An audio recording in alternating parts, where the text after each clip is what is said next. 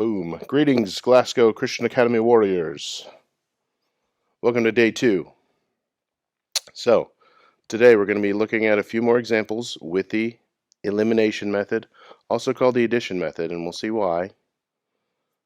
And we're going to be working out some stuff and talking about why exactly we do choose the things that we do and why the steps here work. So here's an example that I wrote.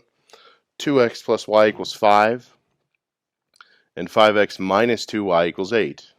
Remember, this is called the elimination method, so we're trying to eliminate one of the variables.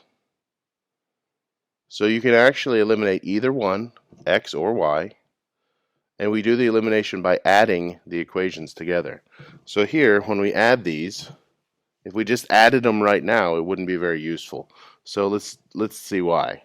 Here, if we add this, we would get 7x minus y equals 13. So nothing is eliminated. We still have an x, we still have a y. So we want it so that one of the variables has opposite coefficients. And if they have opposite coefficients, then they'll cancel when we add them, because it'll be 0. So let's take a look at what we do. So what we're going to do is multiply one or both of the equations by some number. Here, it's just going to be one of them. We're going to multiply the top equation times 2. So we would have 4x plus 2y equals 10. And then the bottom equation stays the same. Now you'll notice we multiplied everything in the top equation by 2. Each of the terms. So 2x times 2, y times 2, 5 times 2. So everything got multiplied by 2, each term. Now, let's look. We have x's. They're not opposites, but the y's are. So we have 2y minus 2y. So positive, negative, the same number. That's what our goal is, to get one of the variables to have opposite coefficients. So here, 2y and negative 2y are opposites. So when we add those, we'll get 0. So let's take a look. When we add these two equations, now we get 9x. This is 0. Like I said, I usually mark it up here on the line just to show that I did something with it, and just to double check that this does add up to 0, equals 18. Okay, now you can see we have this pretty simple equation that's left. 9 times x equals 18, and then we can solve it. So step 1 is multiply. Step 2 is solve our new equation here. We're going to divide both sides by 9, and we get x equals 2. So we already have part of our solution. So our solution, we're going to have 2 for x, and now we're going to find the rest of the solution by solving for y. To solve for y, we're going to take the answer we got, x equals 2, and we're going to substitute it into one of the equations. Now, this top one would be a little bit easier, because the coefficient of y is easier to work with. It's just y. So we're going to have 2. So this is our third step, substitute. So we're going to have 2 times x plus y equals 5. And now we know x equals 2, so it's 2 times 2 plus y equals 5. 4 plus y equals 5, so y equals 1. So there's our solution. Now, when you're done with this, you can check them. So you need to check and make sure that these work. So let's go ahead and check. To check it, you substitute it into both of the equations. So here we're going to have 2 times 2 plus 1 equals 5. 4 plus 1 equals 5, and that is true. 5 equals 5. So it works for the top equation. Let's check the bottom equation. 5 times 2 minus 2 times 1. And that should equal 8. So let's see. 10 minus 2 equals 8, and 10 minus 2 does equal 8, so 8 equals 8, so that checks. Remember, when you're checking these, your goal is to get something that's true. So you can see here, 5 equals 5 is true, 8 equals 8 is true. You have to get something true for both equations. All right? So, there's our final solution here, and our check. So let's take a look at another example.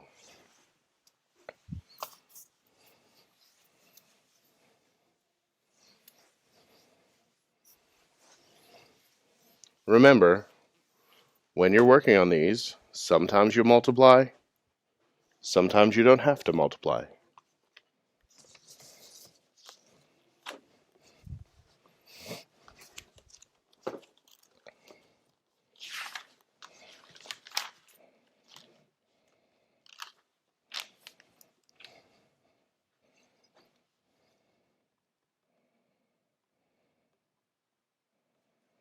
So here's the next example.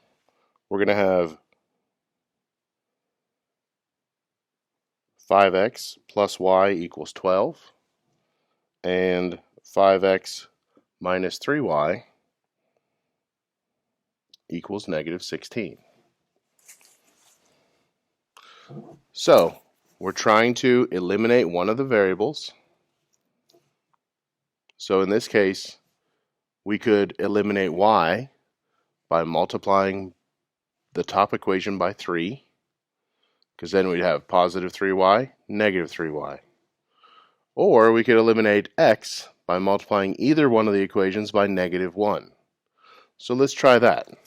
So for our multiply step,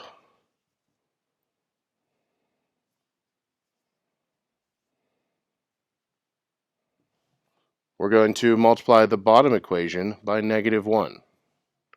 So the top equation stays the same, 5x plus y equals 12. The bottom equation, we're going to have negative 1 times each of these. So we're basically just changing all the signs. Negative 5x plus 3y equals 16. Now you can see the x's are opposites. So we have 5x and negative 5x. So now we can combine these equations by adding them. This is 0. This is 4y. And this is going to be 28. Now our next step is to solve. So we have 4 times y equals 28. So if we divide both sides by 4, we get y equals 7. So part of our solution is going to be y equals 7. Make sure when you're writing the solution that you write it in the correct spot. Here, 7 is for the answer for y, so we put it in the second spot. Remember, our answers are an ordered pair. So we're going to have our answers as x, y. All right, the next step is to substitute. So substitute. And we're going to substitute into one of the original equations. Either one of these is going to be about the same difficulty, so let's just use the top one. 5 times x plus y equals 12. And we just said that y is 7, so 5 times x plus 7 equals 12. Subtract 7 from both sides. 5x equals 5. Divide by 5. X equals 1. So there's our solution. Now let's check it. We're going to have 5 times 1 plus 7 equals 12. 5 plus 7 equals 12. True. 12 equals 12. And then we're going to have 5 times 1 minus 3 times 7 equals negative 16. So 5 minus 21 equals negative 16. And that's true as well. Negative 16 equals negative 16.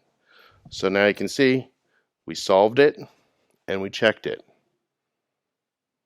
This multiplication step is important. Remember, we're trying to get opposites. That's how we eliminate a variable.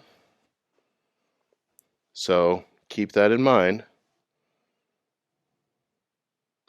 Remember, if you have any questions, call, text, or email. Thanks. Have a great day.